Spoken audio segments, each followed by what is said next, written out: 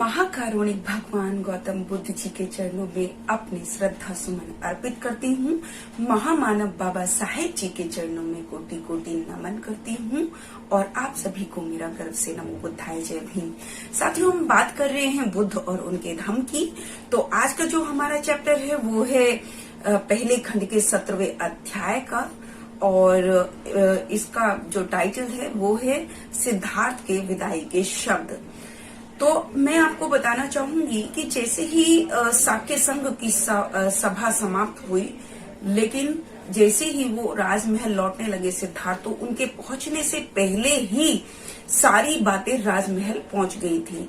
जिनको जब सिद्धार्थ गौतम महल में पहुंचे तो उन्होंने देखा कि उनके माता पिता बहुत रो रहे हैं। तो तब जब जैसे ही पहुंचे तो सुद्धोधन ने कहा कि युद्ध का विरोध तो हम सभी कर रहे थे, लेकिन तुम इस हद तक चले जाओगे ये मैंने कभी सोचा नहीं था।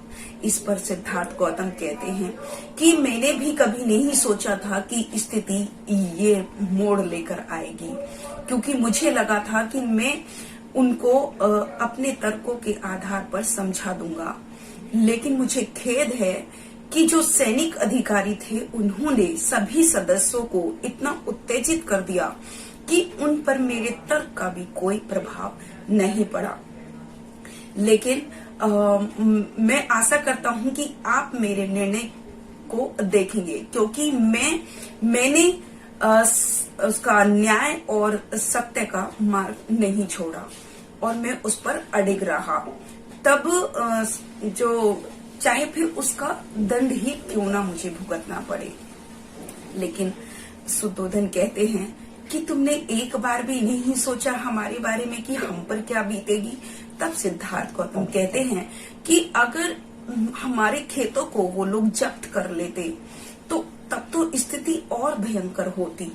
तब सुद्धोधन कहते हैं कि तुम्हारे बिना इन खेतों का भी क्या लाभ, क्यों ना हम सब परिवार साक्य जनपद को छोड़कर तुम्हारे साथ ही चले।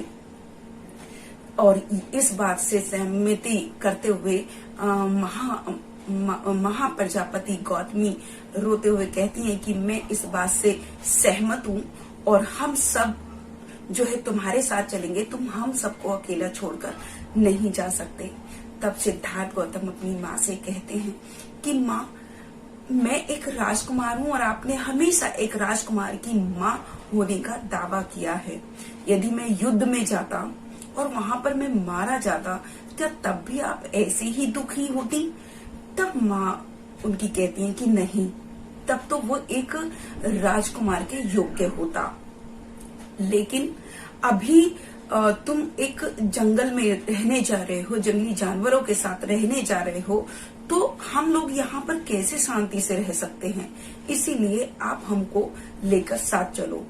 तब वो कहते हैं कि सिद्धार्थ गौतम कहते हैं कि माँ, अभी नंद बहुत छोटा है और अभी अभी मेरे पुत्र राहुल का जन्म हुआ है, तो आप इनको छोड़कर मेरे साथ कैसे जा सकती हैं? तब सिद्धार्थ सुद्धोधन कहते हैं उनसे कि क्यों ना, अब तो युद्ध भी थोड़ा सा पीछे हो गया है, युद्ध भी स्थगित हो गया, क्यों ना तुम अपनी प्रवृत्ति को का भी समय स्थगित कर दो, क्योंकि क्या पता अब युद्ध हो ही ना और ये साक्य जनपद तुम्हें यहीं रहने की इजाजत भी दे दे। तब सिद्धार्थ गौतम कहते हैं, क्योंकि उनको ये सुझाव बिल्कुल भी पसंद नहीं था और उन्होंने कहा कि ये युद्ध इसलिए स्थगित हुआ है क्योंकि मैंने तुरंत देश छोड़ने के लिए उनको प्रविज्ञा लेने के लिए ये वचन दिया है। इसलिए ये निर्णय मेरा सही है और इसीलिए उन लोगों ने युद्ध को स्थगित किया है, क्योंकि युद्ध में और मेरी प्रविज्ञा में थोड़ा सा अंतकाल रहे। तब वो कहती हैं, माँ कहती हैं कि क्यों ना हम कौशल राज के यहाँ पर संरक्षण लेने के लिए चले जाएं। तब सिद्धार्थ कहते हैं कि माँ, ऐसा करने पर तो ये लोग हमारे बारे में क्या कहेंगे? क्या हमको वो देशद्रोही नहीं कहेंगे?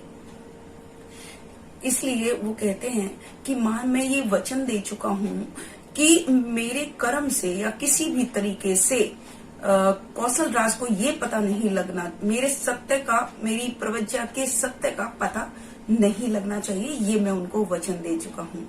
इसलिए माँ, आप मेरे रास्ते में अब बाधा ना बने और मुझे अपना आशीर्वाद प्रदान करें, क्योंकि जो भी होता है वो अच्छे के लिए ही होता है। तो ऐसा सुनकर, सिद्धार्थ के वचनों को सुनकर दोनों माँ बाप उनके मौन हो गए। फिर वो सिद्धार्थ गौतम अपनी रानी यशोधरा के कक्ष में गए। जब वो कक्ष में गए तो उनको समझ नहीं आ रहा था कि वो अपनी बात को कैसे शुरू करें, लेकिन यशोधरा ही बोली कि जो भी साक्य संघ की सभा में हुआ वो सब कुछ मुझे पता है, मैं उसके बारे में सब जानती हूँ। तब सिद्धार्थ गौतम ने थोड़ी हिम्मत जुटाई और उन्होंने कहा कि तुम मेरी प्रवज्ञा लेने के निर्णय के लिए क्या सोचती हो।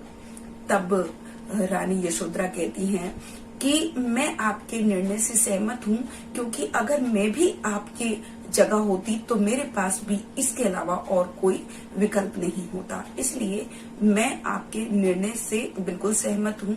मैं भी आपके साथ प्रवज्ञा ले लेती, लेकिन क्योंकि अभी मेरा पुत्र छोटा है राहुल, और मुझे उसका लालन पालन करना है।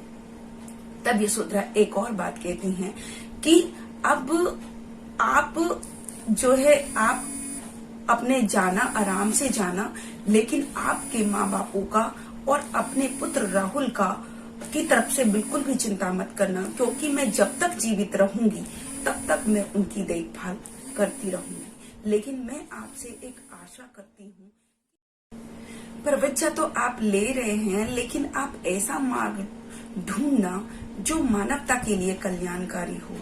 ये सुनकर सिद्धार्थ बड़े खुश हुए, बड़े प्रभावित हुए, क्योंकि उन्होंने कभी ऐसा सोचा नहीं था कि रानी यशोधरा ऐसा जवाब देंगी और इतनी साहसी और इतनी वीर और इतनी निडर होंगी। वो कभी ऐसा नहीं सोचते थे।